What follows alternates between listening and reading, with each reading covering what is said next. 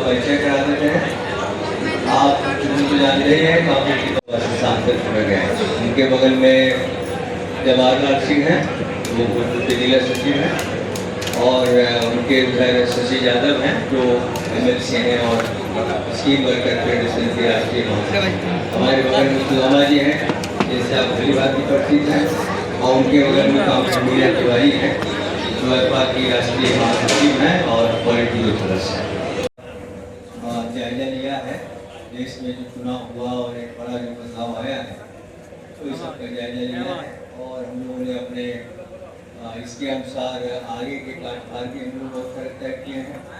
तमाम जन संगठनों के मोर्चे पर भी जो चुनाव की वजह से उस मोर्चे के जरिए उन तमाम साथियों का कहा जाए कि आभार व्यक्त किया गया जिन लोगों ने इस चुनाव में भाकपा माले को या इंडिया गठबंधन को समर्थन दिया। तमाम गठबंधन के नेताओं को, उनके कार्यकर्ताओं को, जो वोटर हैं, और बेहतर मैंने रिजल्ट की उम्मीद थी हम लोग को बिहार में। उसके हिसाब से थोड़ा बहुत बड़ी जीत नहीं हुई, फिर भी हम लोग प्रयासरत हैं।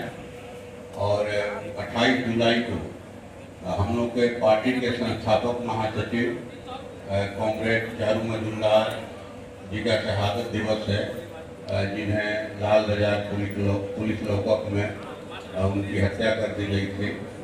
तो उसको हम लोग इस बार मैंने बड़े पैमाने पर मनाएंगे।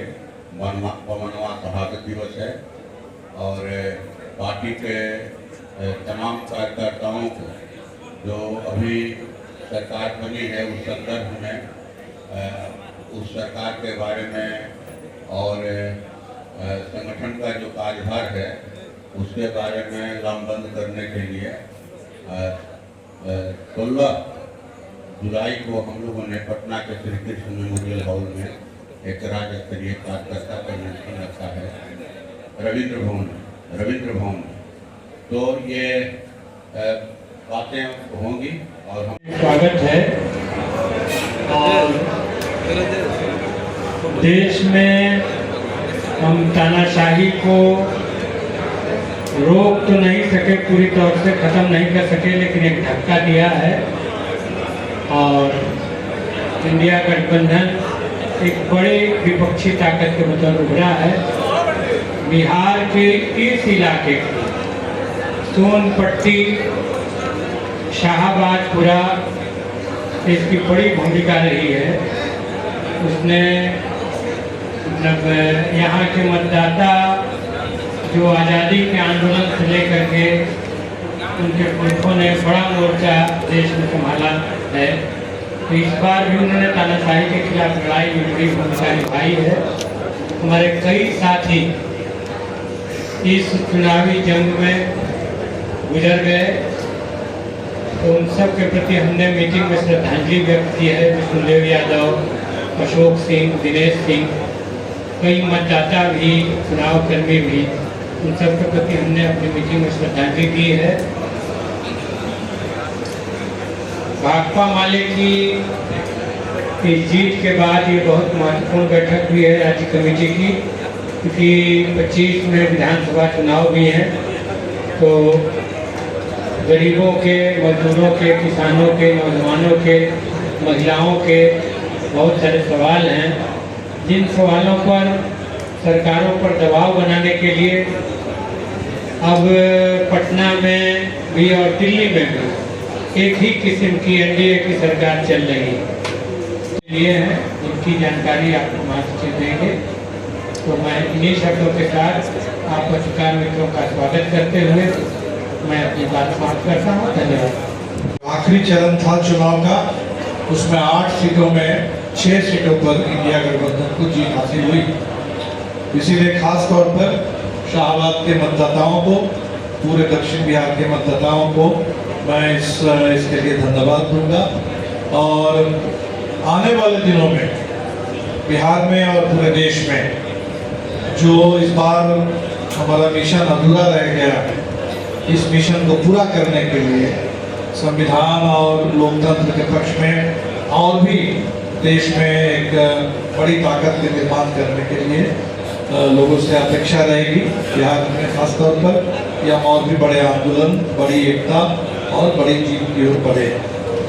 जिस तरह से मोदी सरकार ने अपने तीसरे कार्यकाल की शुरुआत की, ये जनादेश की मूल भावना के बिल्कुल विपरीत है। जनादेश तो ये कह रहा था कि मोदी जी को कायदे से प्रधानमंत्री बनना नहीं चाहिए, क्योंकि मोदी जी ने अपने नाम पर वोट मांगा था, अपने नाम पर गारंटी देने की बात की थी और भारतीय जनता पार्टी का बहुमत नहीं मिला। अमित शाह को कहते ही इस देश में फिर एक बार गृह मंत्री नहीं बनना चाहिए था।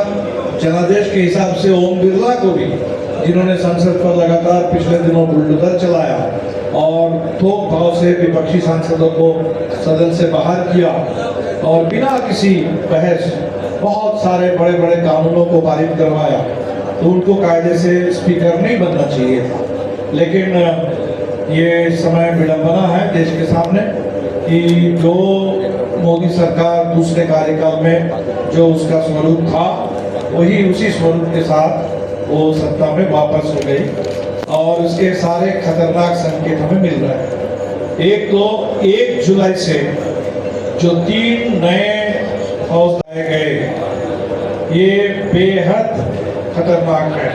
हमारे सांसदों ने भी राष्ट्रपति के पास इसके लिए अलग से चिट्ठी लिख करके हमने ये सुझाव दिया था कि पूरे देश में इस पर और बहस हो, संसद में और ज़्यादा गहन समीक्षा हो और एक बड़े सहमति के बाद ही इस दिशा में कोई कदम बढ़ाया जाए।